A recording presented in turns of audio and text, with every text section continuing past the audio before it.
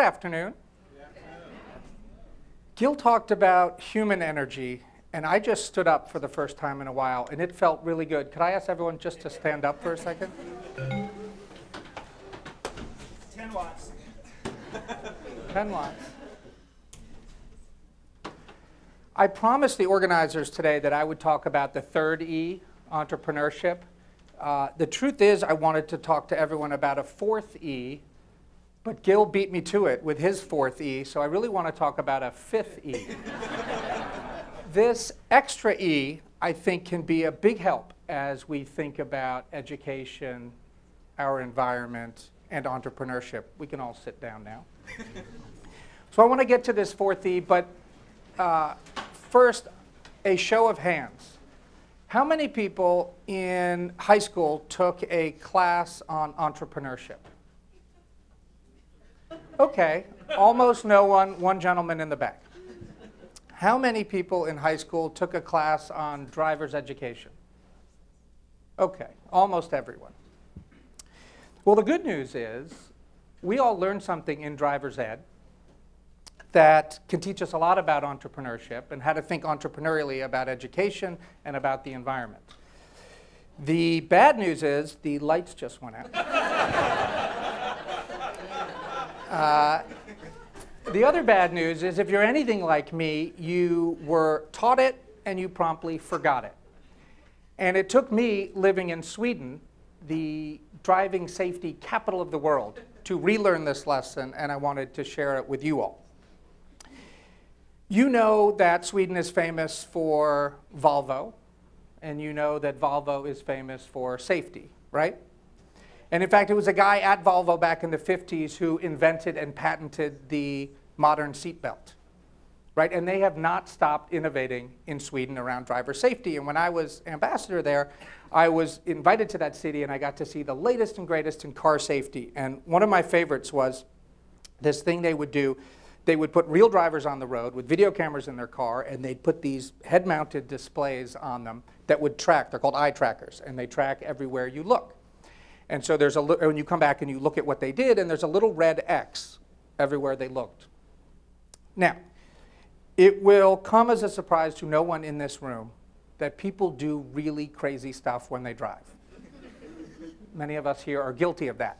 So you look at one guy in these driving safety reports, and he starts out and the little red X is on the road, and then it drifts pretty quickly to his lap where he's texting, and then over to his GPS where he's checking out cool map stuff that Ted talked about. And then he maybe checks the rear view mirror to see if his children are misbehaving, and maybe back to the satellite radio. One guy even had a laptop set up in his passenger seat. Really nutty stuff. And the professionals call this distracted driving, right? And it causes crashes. It can kill you. File that under intuitive. But what is not so intuitive, and what the research shows, is that if you do the exact opposite of distracted driving, if you focus on the road, you put that red X, so to speak, right on the double yellow lines, and you focus, focus, focus, that too is dangerous. That too can kill you. And it's called tunnel vision or fixated driving. It turns out that the safe way to drive is somewhere in between these two extremes.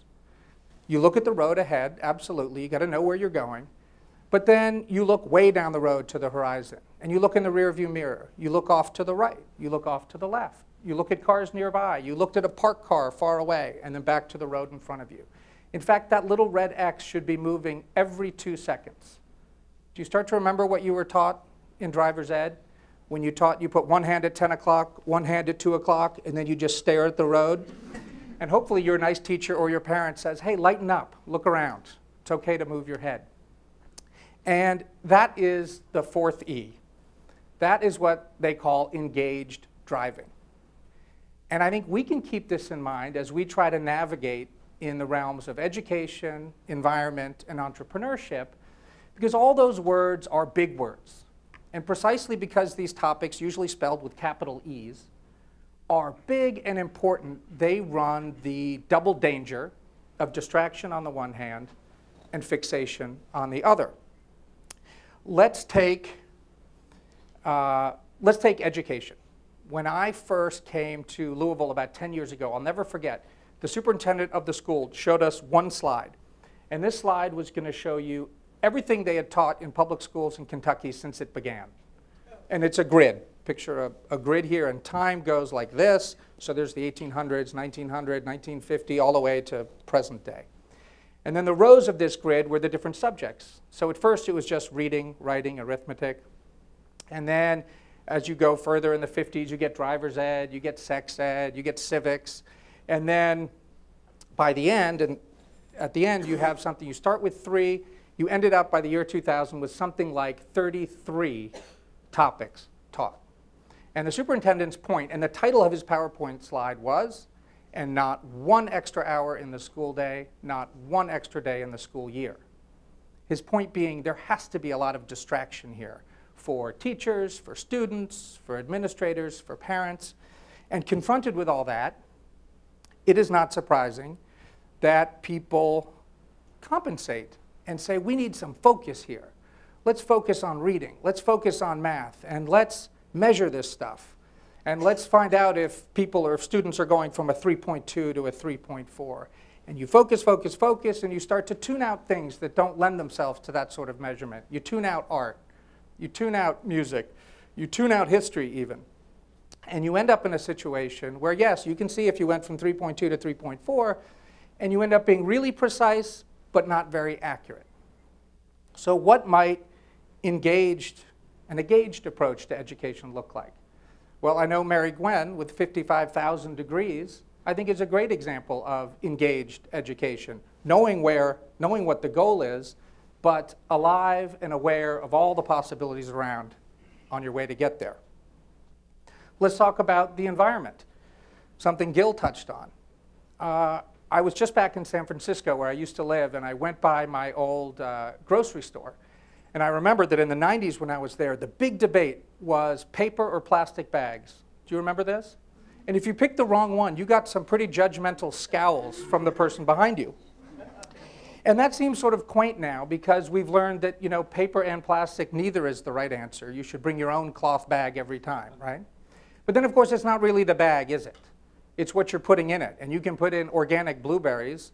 But if you're buying organic blueberries in February in Louisville, you'll get some scowls too because they probably come from South America or someplace not very nearby here, all right?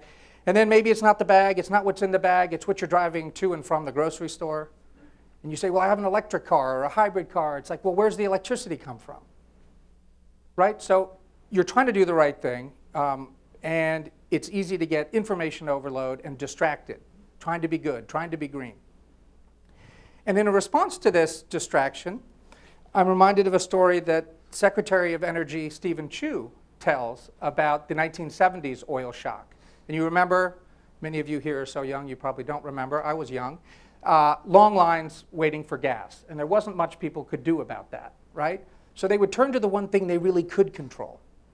And so fathers would go home, and I'm picking on fathers because my own father did it, and we heard the water-saving example, but they would go home and crank down their thermostats, right? And say, put on parkas, kids, sleep in sleeping bags, we're saving on home heating.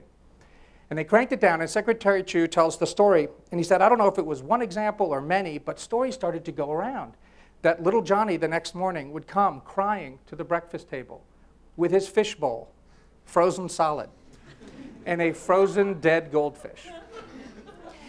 And Secretary Chu's point is, look, conservation is real, and it remains a very real opportunity today as we talk about energy.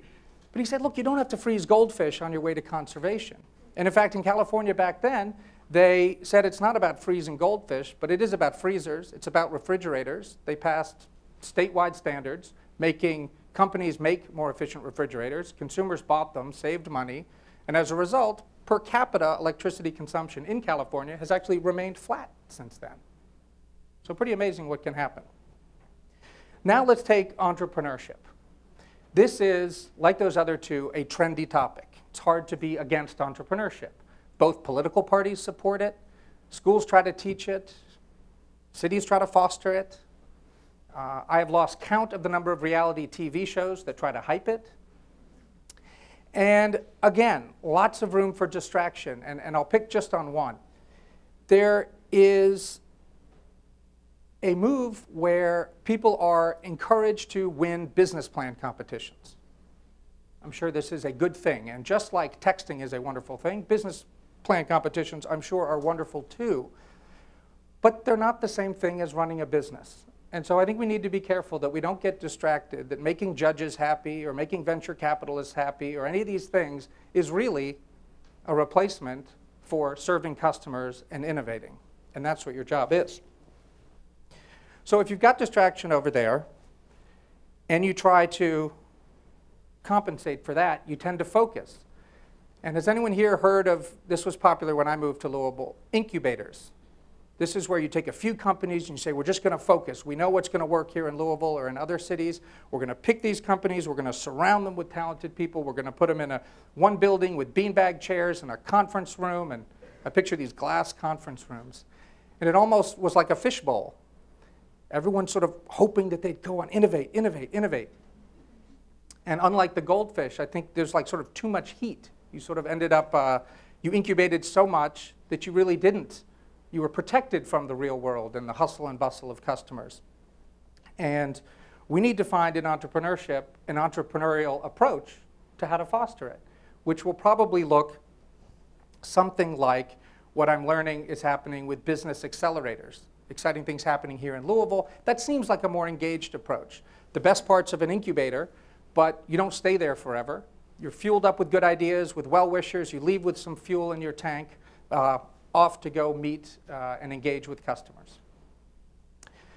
So I mentioned at the beginning of this talk that there was a Volvo engineer who invented the seatbelt. And I love his story as an entrepreneur.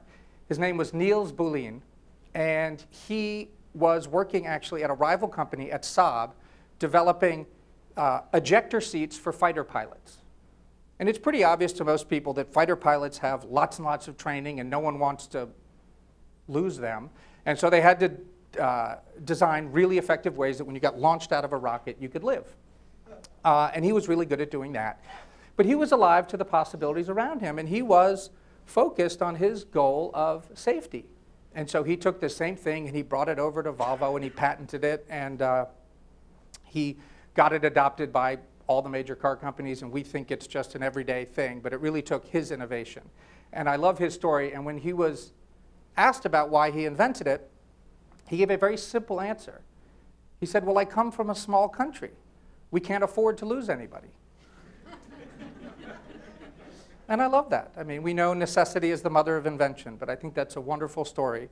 And I want to end with that one, because as we leave here today, and as you go back and we go back to work in education, or in the environment, or in entrepreneurship, or we're just citizens who want to engage with all three of those and other topics in our city, and you think of this TEDx and the wonderful stories from these great speakers today, when you think TEDx, I want you to think red X.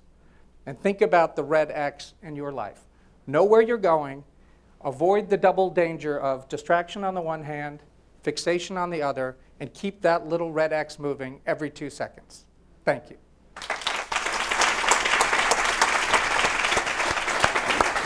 Thank you.